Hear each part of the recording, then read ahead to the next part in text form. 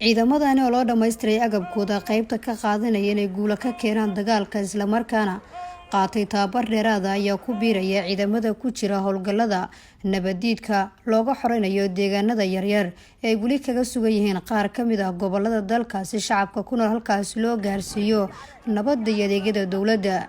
Ra'iisul Wasaaraha Xukuumadda Federaalka Soomaaliya Mudane Xasan Cali Khayre ayaa xeelada tababarka Janaal Gordon ku sagootiyay ciidamadan loo diyaariyay inay qaybta ka qaataan howlgallada cadowga lagu baacsanayo isla markaana dalka looga xoreynayo isagoo kula dardaarmay in looga baahan yahay in shacabka Soomaaliyeed ay ka xoreeyaan cadowga dhibaateynaya kana hortaagan horumarka iyo nolosha.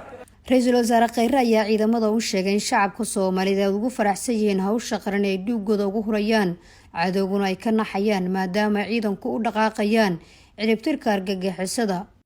waa habeen farxad u ah ummadda Soomaaliyeed waa habeen naxdin u ah cadowga Soomaaliyeed sababtoo ah waxaad diyaar u tihiin inaad jebisaan oo ka soo guuleysataan.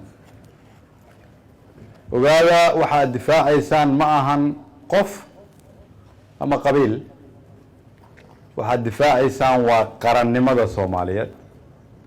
ogaada waxaad tihiin iftiinkii ummadda Soomaaliyeed. ogaada rajada dadka Soomaaliyeed oo dhan inay idinku xiran tahay. ogaada sida aad u dhaqantaan inay tahay astaanta dowladnimada. ogaada sida hamigiina iyo hadafkiina uu yahay inay tahay sida mustaqbalka ummadda Soomaaliyeed ay u ekaanayso.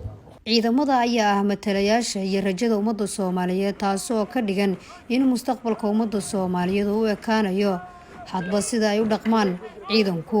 Ra'iisul Wasaaraha ayaana ku buuriyay ciidanka inay isku duubnaadaan isla markaana yeeshaan hal aragti oo ah in cadawga ay la dagaalamaan si hooyada Soomaaliyeed ee ay halkaas ku dhibaateynayaan ay u hesho nabad iyo dowladnimo.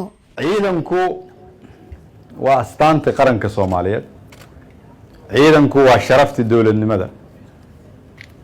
ciidanku waa ilaaladii xuduudaha cir dhul iyo bad ee dadka iyo dalka Soomaaliyeed.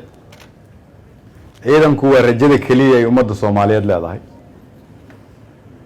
dad iyo dalaan ciidan lahayn macnaheedu waxa uu noqonayaa dalaan dhul lahayn.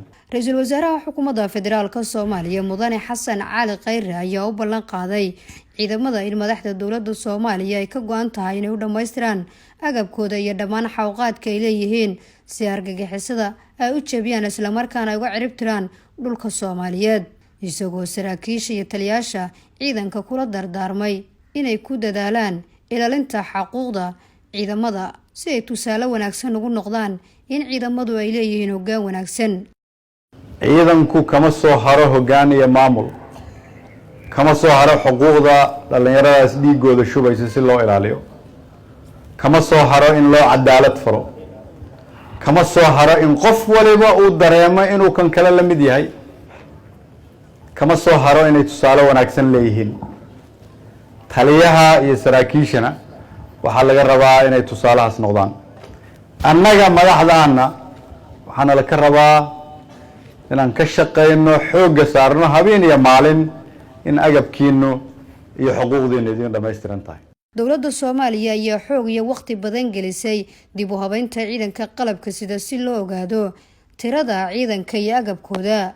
taasina waxa ay keentay in guulo waaweyn ay ka gaaraan ciidankeenu la dagaalanka argagixisada sida xoreynta iyo badbaadinta ammaanka ummadda Soomaaliyeed. Nasr Bashiir Cali, warbaahinta qaranka, magaalada Muqdisho.